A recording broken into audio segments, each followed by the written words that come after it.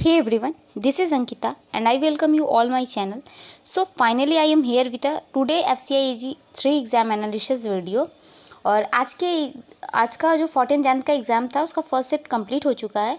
तो इसका एक एनालिसिस देख लेते हैं कि आज के FCI 3 के एग्ज़ाम में किस टाइप के क्वेश्चंस जो है वो पूछे गए थे, किस किस सब्जेक्ट से। चलिए स्टार्ट करते हैं।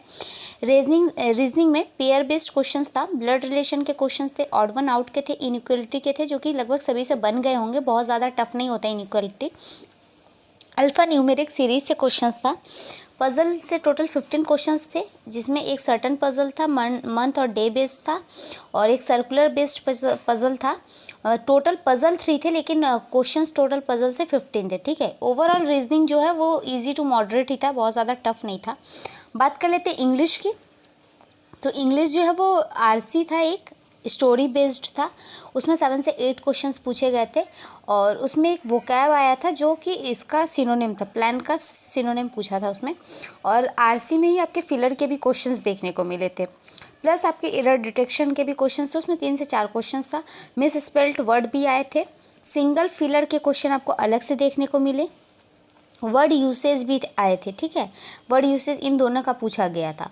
ओवरऑल इंग्लिश भी आप इजी टू मॉडरेट ही कह सकते हो, बहुत ज़्यादा टफ नहीं है, क्योंकि आरसी जो थी वो इजी थी और वहीं से आपका 7 या 8 नंबर आराम से हो गया होगा। बात कर लेते हैं हम लोग क्वांट की। तो क्वांट में देखिए सिंप्लीफिकेशंस के 5 क्वेश्चंस थे, डीआई से 5 क्वेश्चंस थे। अर्थमेटिक, देखिए अर्थमेटिक से पिछली बार भी 10 क्वेश्चन पूछा गया था, इस बार भी 10 क्वेश्चन पूछा गया था। इसलिए अब जिनका भी एग्जाम्स मतलब अब होने वाला है, वो अर्थमेटिक के पोर्शन को अगर अच्छे से करके जाएंगे तो क्वांट उनका आराम से हो जाएगा। अर्थमेटिक और डीआई से ही देखिए 15 क्वेश्चन हो जा रहे हैं, समझ में आ रहा है। तो क्वांट जो है वो टफ़ है, लेकिन इन तीनों पोर्शन के लिए टफ़ है, क्योंकि सिंप्लीफिकेशन थोड़ा टफ पूछा जा रहा है। लेकिन अर्थमेटिक जो है वो देखिए, आप 10 क्वेश्चन है, तो अर्थमेटिक वैसे भी बेसिक ही होता है ना मैथ्स का।